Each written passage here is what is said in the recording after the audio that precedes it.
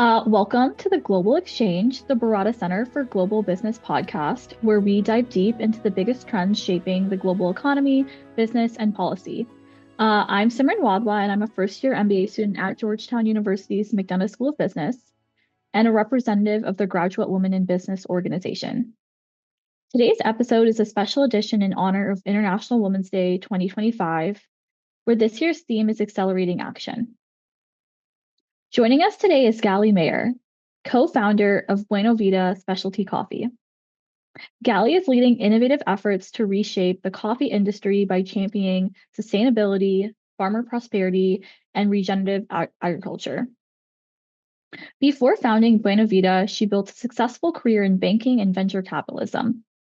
And today she's using her expertise to transform the global supply chain and drive economic empowerment for farmers. In this conversation today, we'll explore Galli's transition from finance to sustainable business, her approach to balancing profitability with social impact, and her insights on how women in global business can accelerate meaningful change. Let's dive in. Galli, thank you so much for joining us today. We're really lucky to have you. To start, I'd love to hear about your career journey from Wall Street to reshaping the global coffee industry.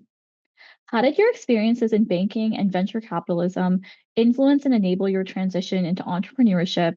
And what lessons from that world helped you build a financially sustainable and impact-driven business? Thank you so much for having me. It's an honor. I'm a very proud Hoya, and it's incredible to be here, especially for this occasion. Um, Being in Wall Street and then venture capital has really taught me that when you have a very clear mandate of what you want to do and a lot of passion and heart, anything is possible.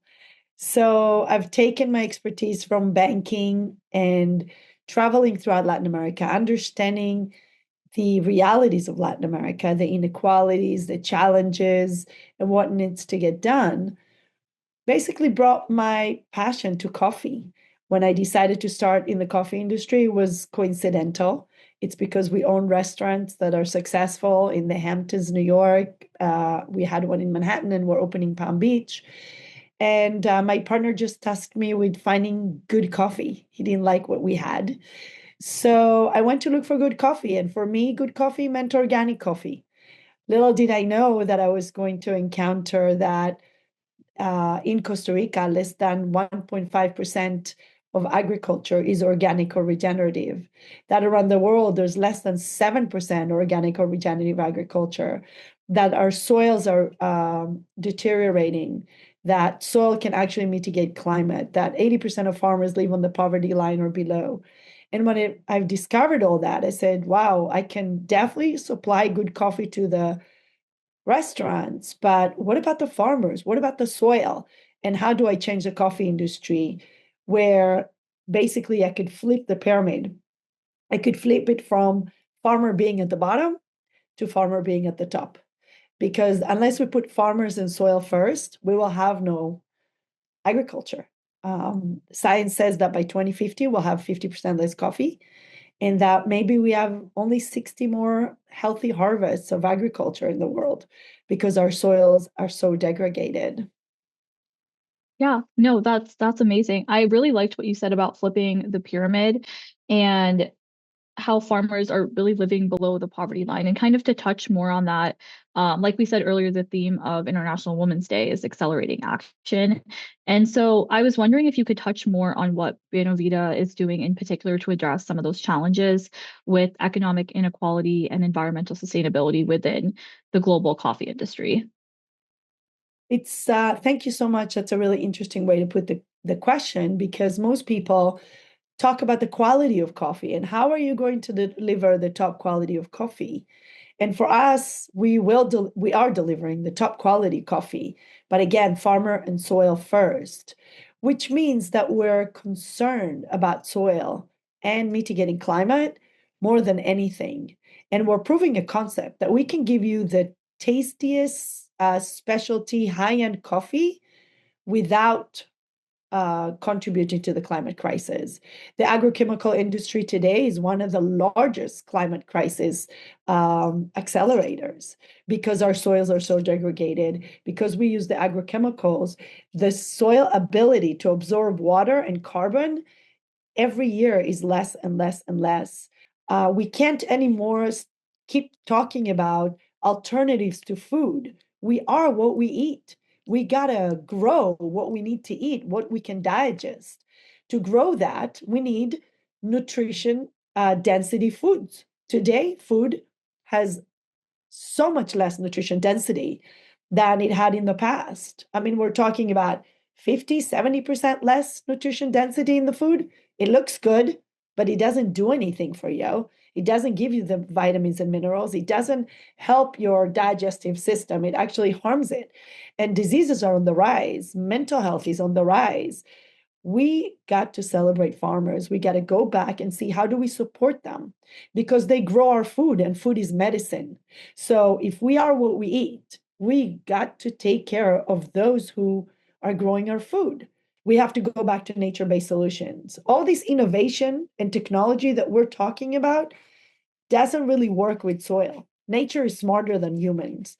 And the only way to use tech is more for precision agriculture, for food tech, but use it in a way that really regenerates soil, that really lets Mother Nature do what she needs to do and not think that we can outsmart her and provide solutions that are not necessarily as good for the soil as we think they are. You know, if you watch the documentaries Kiss the Ground and Common Ground, which I'm very involved with, you know, this knowledge is as old as dirt. It is not something that we need to reinvent. It's there. We just need to go back to using it, right? And like the documentaries say, the solution is right under our feet. So no, we don't have to look in Mars. We don't have to look in other places. It's right here. It has to do with soil. Soil, organic matter is what we all need to worry about. If we all worry about soil organic matter, we're going to have healthier ecosystems, healthier food, and therefore healthier us. And I think that's not that complicated. Yeah, no, I really liked what you said about the nature-based solutions. And something that you said about technology was really interesting to me as well, because especially in today's age, we are incorporating a lot of technology and AI into education and the workplace. So actually would be curious to hear more about what you were talking about with technology, with the rise of AI. How do you foresee technology, the good and the bad, kind of being incorporated into the global coffee industry and then the supply chain in a broader sense? So I love technology.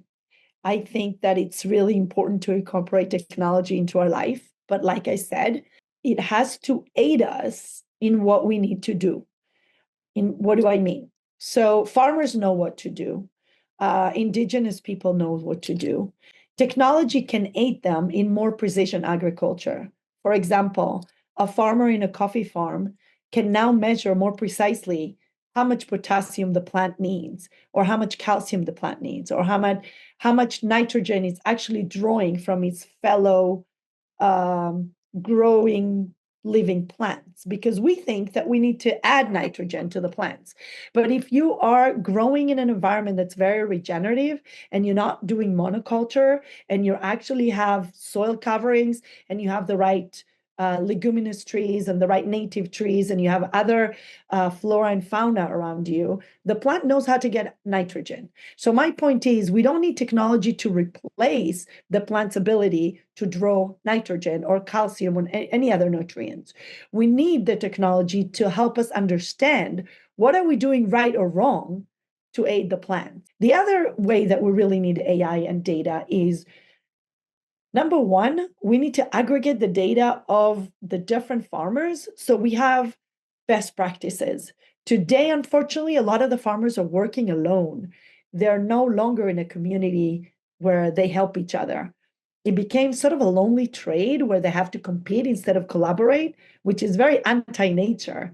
You should collaborate to make everyone better instead of working alone and trying to worry just about yourself, which is what got us in this pickle to begin with. So the technology helps the farmer to put a lot of the information in, learn best practices, share it, and also look at the data and historical data, predict data, and with that, understand what we're doing right and what we're doing wrong. And the other thing it would help is we have to create consumer consciousness. That education piece would be very important through technology, because technology would really show you, you know, where the bean comes from, who really is the farmer, how much money are they really getting? Because today the marketing gimmicks and BS is such that fair trade is not fair, but everybody's looking for fair trade coffee. All these certifications that mean nothing, right?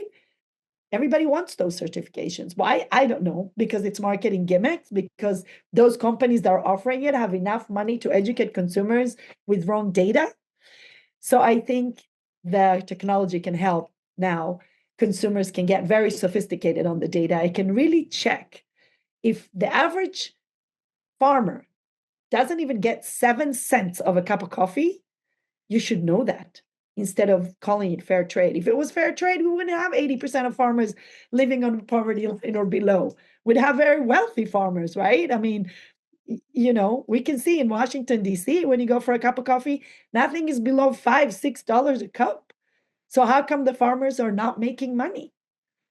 I think technology can really help us solve that one. I would really love to hear kind of on that topic what you envision your company going to in the future, and like the future of the global coffee industry as a whole, especially with the rise of technology and people getting more educated on what good coffee actually tastes like. So I'm really curious to see like what you think the future is going to look like for that. So our company is leading a change in the industry, a new business model. Like I said, it's a business model where farmer and soil come first. You cannot, keep talking about, oh, I have regenerative coffee, I have really healthy coffee, but it's only healthy for you, not the farmer, not the soil. So we need to create a new business model. And that's really what we're doing. We're educating consumers. Our clients become our partners. They become soil advocates. They become farmer advocates. We're giving a voice to farmers. What we're doing is creating a platform where our farmers, right now, there's 24 certified Regenified farms in Costa Rica, the only ones in the world. They're certified by Regenified, which is owned by Gabe Brown, who's the main star of the documentaries Common Ground and Kiss the Ground, and now Groundswell that we're filming.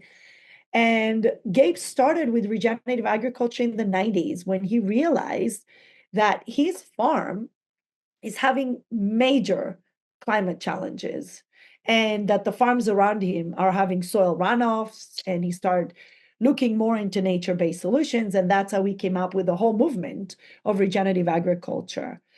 The reason we decided to certify, especially after I said before that I don't believe in certifications, the majority of them are real BS, real marketing gimmick, is because you kind of have to draw a line in the sand and educate people.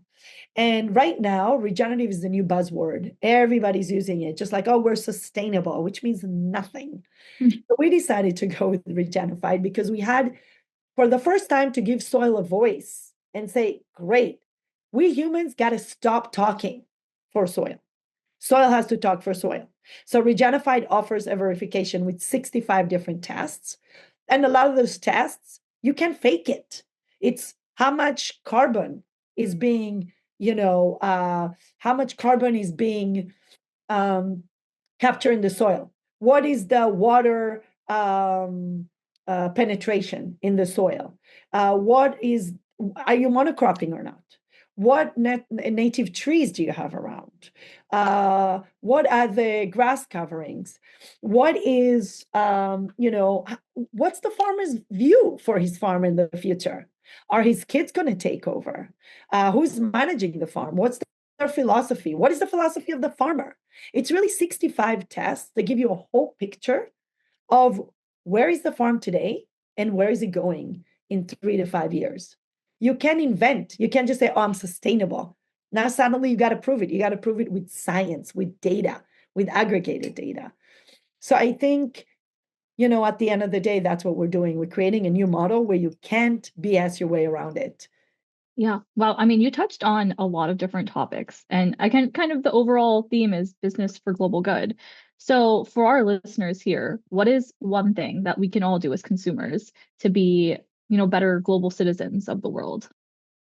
I think the number one is get more educated, learn more. Don't just take words as face value. Don't just listen to marketing campaigns or read articles that serve your view. Get real educated. Yeah, awesome. That was amazing, Gally. So I guess one last question before we wrap our episode for today. So kind of to round out, like any last piece of advice that you would want to give to any of our women leaders kind of looking to raise capital for other similar mission-driven business ideas that they may have. I think it's pretty simple. Number one, be coherent. Be coherent with what you want to do. Many businesses today have all these novelty ideas and they say different things, but they don't really do what they say. You got to do it. It may cost you more, definitely slower growth. I mean, we can sell our soul to the devil and go with the big companies today and sell them a ton of our coffee and, be very successful ourselves, but we're leaving soil and farmer behind. That's then not what we were set up to do. Then we become another coffee company. There's billions of them. That's not what we want to do. We want to change the industry. We want to have a new business model. That's very slow growth. That's uphill. That's being a market leader. That's being a trailblazer. All that is so difficult. And when I speak to a lot of women entrepreneurs, the first thing I say to them is don't give up. There's a million setbacks. There's a million disappointments. I can't tell you how many people say to me, oh, you're never going to succeed. This is not going to work. And guess what? That just gives me fuel to prove them wrong because I know it's going to work. And I know we're going to be extremely successful. I have absolutely no doubt we will be like a Patagonia of coffee. No doubt. But it's going to take time. It's going to take a lot of sweat and tears. And the one thing it's going to take a lot of, and that's my biggest recommendation, collaborate. Find like minded people, create your own ecosystem, and collaborate. We are an open platform. Why? Because we are for farmer and soil. We want everyone in the world to copy us. We want everyone to do what we do because we want farmer and soil first. And guess what, Simran? If everybody does it, we'll have a better world. So if we're all working for soil and farmer, we have to help each other. We have to help each other succeed in that mission. And to do that, we have to collaborate. There is no other way. You can't just, it's like regenerative agriculture. You can't monocrop. You got to work in harmony with everyone else, and you got to be part of an ecosystem. So that's one of my biggest advice is to collaborate, never give up. Wow. Thank you so much, Gally. I really got a lot out of this conversation. I really feel like this is going to help shape my education and, the career path that I take in the future. And I'm sure for many of our listeners as well, especially our women listeners, I think this was truly an inspiration. And thank you so much for being here. It was such a pleasure.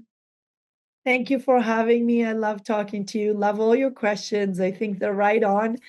And I hope that this was helpful because I want to see a lot more women doing the right thing. And I think it's possible. And I can see that's happening already.